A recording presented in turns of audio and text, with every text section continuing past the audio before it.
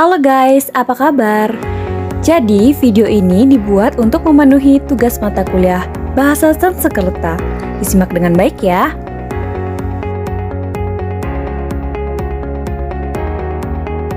Sebelum masuk ke pembahasan, izinkan kami untuk memperkenalkan diri terlebih dahulu.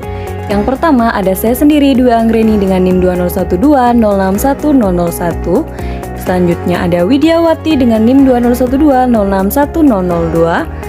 Selanjutnya ada Sinta Aiswarya dengan NIM 20120611003. Dan yang terakhir ada Ayu Febriana dengan NIM 20120611004. Setelah kita semua memperkenalkan diri, aku harap kamu bisa ingat nama-nama kita ya. Oh iya, di video ini kita akan membahas tentang hal yang jarang banget dibahas oleh orang lain. Kira-kira kalian tahu nggak ya? Sini deh, aku kasih tahu. Nih, kita akan membahas terkait dengan bahasa Sanskerta yang pastinya bakal seru banget. Wah, kalian pasti pada bingung kan? Kenapa sih biasanya orang-orang membahas bahasa Inggris, bahasa Indonesia, bahasa Jepang, bahasa Rusia, dan lain sebagainya? Tapi sekarang kita malah belajar Sanskerta. Waduh, aneh banget ya kelihatannya. Bahasa Sanskerta sebenarnya bukan bahasa yang katrok, jadul, ataupun norak ya teman-teman. Terkadang stigma dari bahasa zaman dulu ya seperti itu. Jadinya ya orang-orang itu pada males buat mempelajari ataupun sekedar tahu terkait dengan bahasa Sanskerta. Padahal bahasa ini tanpa kita sadari pun sering loh kita temui di kehidupan sehari-hari. Bahasa Sanskerta nyatanya penting untuk kita ketahui. Karena sebagian besar bahasa Indonesia diadaptasi dari bahasa Sanskerta. Nah, apakah kalian sadar tentang hal itu? Jujur ya, aku pun baru sadar bahwa bahasa Sanskerta sangat berdampingan dengan kehidupan kita sehari-hari. Banyak ditemui nama atau istilah di dunia ini yang berasal dari bahasa Sanskerta. Jadi, bahasa Sanskerta tidak hanya digunakan oleh suku India saja dan digunakan pada kitab suci Weda, namun banyak hal yang bisa diadaptasi dari bahasa Sanskerta tersebut. Keren banget kan? Gimana sobat? Udah mulai panas nggak nih? Sekarang aku panasin lagi biar kalian lebih paham. Jadi, Sanskerta berasal dari kata sifat Samsekerta yang berarti berbudaya. Tahu kan berbudaya itu apa? Nah, bahasa yang berbudaya ini kemudian disebut sebagai bahasa yang tinggi dan dipakai dalam keperluan agama. Ada pula yang menggunakannya untuk keperluan ilmiah loh. Di awal kemunculannya pula, bahasa Sanskerta ini dilarang digunakan oleh rakyat jelata, saking disucikannya loh. Nah, itulah yang memunculkan pula istilah bahasa Sanskerta sebagai bahasa dewata. Tata bahasa Sanskerta yang sampai saat ini masih lestari adalah milik karya Panini yang berjudul Astadhyayi. Astadhyayi berarti tata bahasa 8 bab. Wah, banyak banget ya babnya. Tapi inilah yang kemudian memunculkan bahasa Sanskerta yang masih dipakai hingga sekarang. Karya ini kurang lebih ditafsir lahir sekitar abad ke-5 sebelum Masehi, di mana terdiri dari tata bahasa normatif atau preskriptif yang terutama mengatur cara pemakaian yang baku dan bukan deskriptif. Meski tata bahasa ini juga membuat bagian-bagian deskriptif, terutama mengenai bentuk-bentuk Weda yang sudah tidak dipakai lagi pada zaman Panini. Mana nih teman-teman? Ngomongin sejarah jangan pada mumet ya. Tapi kita masih bisa membahas tentang sejarah sih ya. Jadi gini, khususnya sejarah bahasa Sanskerta di Indonesia itu udah lama banget ada di negara kita loh guys. Jadi sejak ribuan tahun lalu, nenek moyang kita menggunakan bahasa Sanskerta untuk menamai anak mereka, membuat istilah-istilah lain, membuat moto, membuat slogan, atau bahkan menamai instansi-instansi tertentu yang ada di Indonesia. Jadi, menggunakan bahasa Sanskerta itu bukan berarti juga pemeluk Hindu loh. Justru, banyak masyarakat non-Hindu yang menggunakan bahasa Sanskerta. Nah, kemudian inilah yang menjadi budaya baru yang digunakan di Indonesia yang sangat masif digunakan sekarang. Kalian juga pasti udah tahu nih. Ada juga sih yang belum tahu, tapi kalian juga harus tahu ya. Nah, disinilah kita akan membahas semuanya. Jadi kita akan kupas satu-satu. Jadi terus ikutin ya. Nah, ini nih aku udah memperkenalkan ada beberapa nama Sanskerta beserta contoh-contohnya. Hindu atau India yang terkait di Indonesia hadir tidak hanya dari agama, tetapi juga budaya. Hal ini mengakibatkan banyak orang yang mengadaptasi istilah Sanskerta meskipun mereka bukan berasal dari kalangan Hindu. Tentunya, pelafalan bahasa Sanskerta di Indonesia terkadang berubah karena menyesuaikan dengan lidah lokal bangsa. Namun, hal ini tidak akan menghilangkan esensi dari bahasa itu sendiri. Nah, foto ini merupakan salah satu penghargaan yang sering kita dengar. Yap, namanya adalah penghargaan Adipura. Penghargaan ini merupakan penghargaan yang diberikan kepada kota-kota di seluruh Indonesia dari pemerintah pusat untuk kebersihan dan pengelolaan lingkungan. Kalian sadar nggak sih kalau Adipura ini berasal dari bahasa Sanskerta?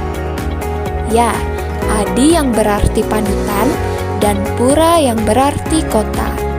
Jadi kalian dapat menyimpulkan sendiri kan arti dari Adipura ini? Nah, selain Adipura, banyak banget istilah lain yang terdapat di lembaga negara kita. Mulai dari Akademi Militer Indonesia yang menggunakan bahasa Sanskerta yakni Aditya Karya Mahfatavavirya Nagrabakti. Ada pula dari TNI yang menggunakan slogan Adi Makasaya, Chandra Dimuka, hingga Tridharma Eka Karma.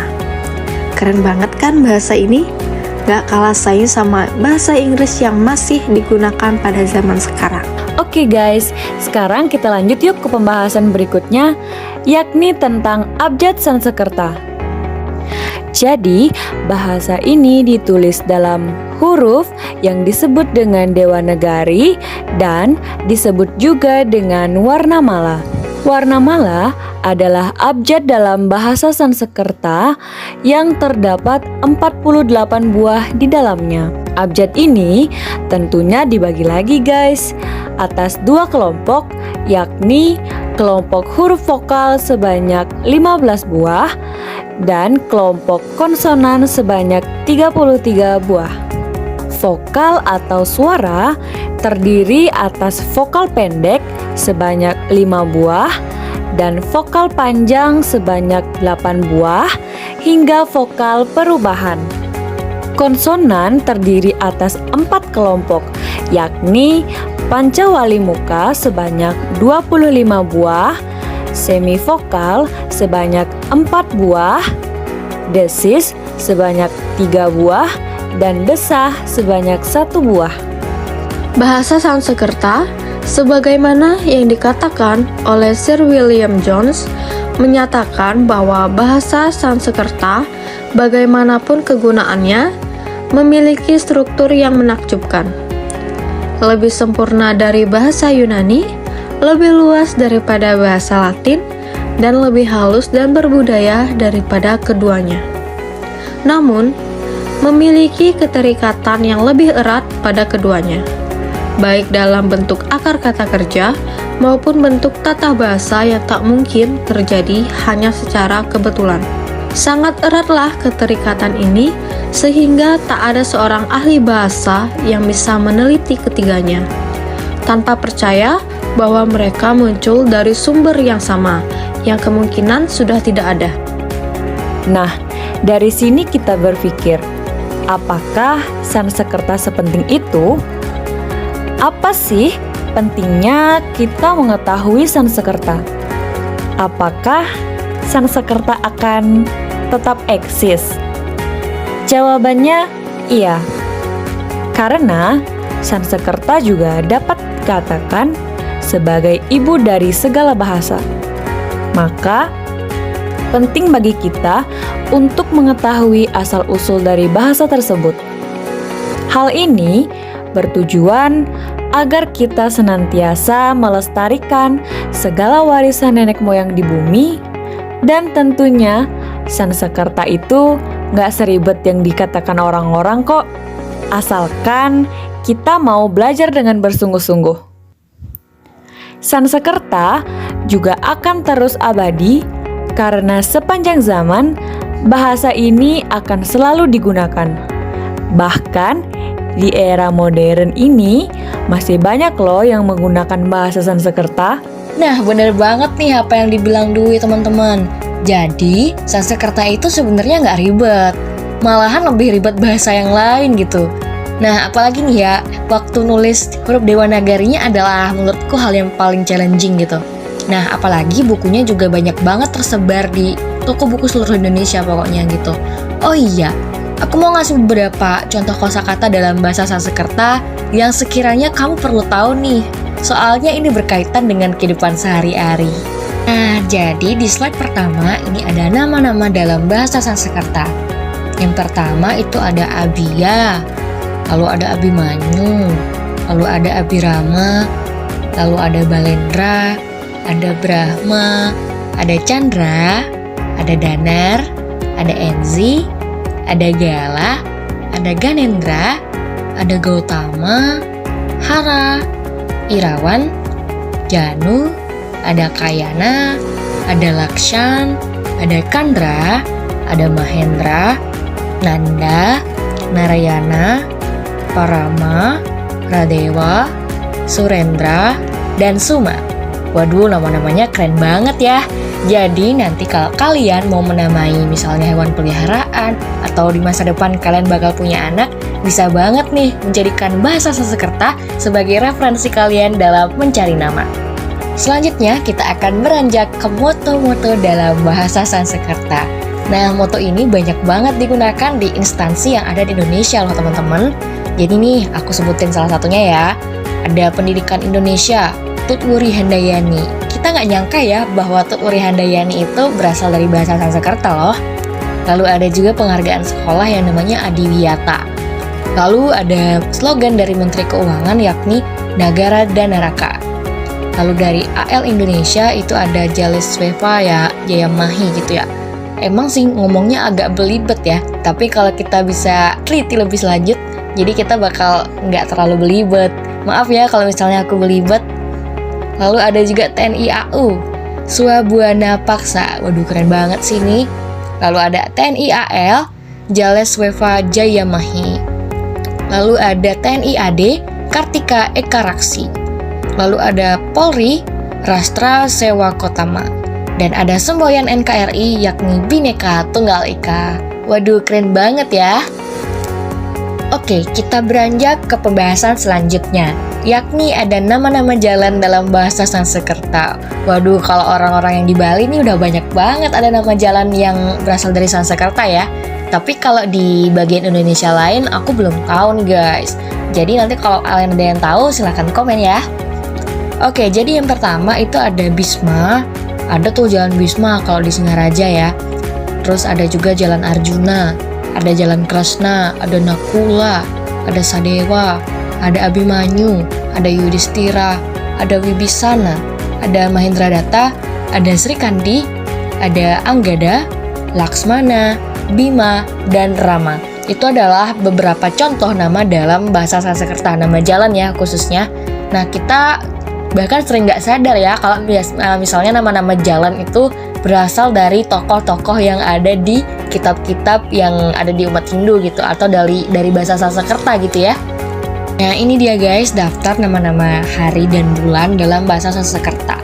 Jadi yang pertama itu ada hari Minggu Adityawara, ada Senin Somawara, ada Selasa Anggarawara, ada Rabu itu namanya Budawara, Kamis itu Waraspatiwara, Jumat Sukrawara, dan Sabtu itu Saniscarawara. Oke, selanjutnya selain nama-nama hari, kita juga punya nama-nama bulan. Nah, tapi kalau di Sansekerta itu nama bulannya kayak satu bulan gitu, dari Maret sampai April, April sampai Mei, kayak gitu deh seterusnya. Jadi aku sebutin ya. Yang pertama itu ada bulan Maret sampai April, itu namanya Chaitra. April sampai Mei itu namanya Vaisakha. Mei sampai Juni itu namanya Jyestha. Juni sampai Juli itu adalah Asadah. Juli sampai Agustus itu namanya Shrawana. Agustus sampai September adalah Bhadrapada. September sampai Oktober itu namanya Aswina. Oktober sampai November adalah Kartika. November sampai Desember adalah Margasirsa. Desember sampai Januari adalah Pausah. Januari Februari adalah Masah. Februari sampai Maret adalah Palguna. Nah, itu adalah nama-nama bulan dalam Sanskerta. Unik banget ya teman-teman. Nah, contoh di atas bisa banget nih buat kalian resapi, supaya kalian bisa tahu beragam bahasa baru yang ada di dunia ini. Jangan lupa pula untuk selalu melestarikan bahasa kita sendiri, dan juga boleh banget nih untuk menambah skill verbal kalian di bahasa-bahasa lainnya. Belajar Sanskerta juga nggak sesulit yang kalian kira. Jadi, jangan takut belajar bahasa yang baru ya. Karena belajar banyak hal baru akan membuka pikiran kita untuk menjadi lebih cerdas dan bijak. Makanya, ayo sekarang kita belajar bahasa Sanskerta. Karena Sanskerta adalah ibu dari segala bahasa.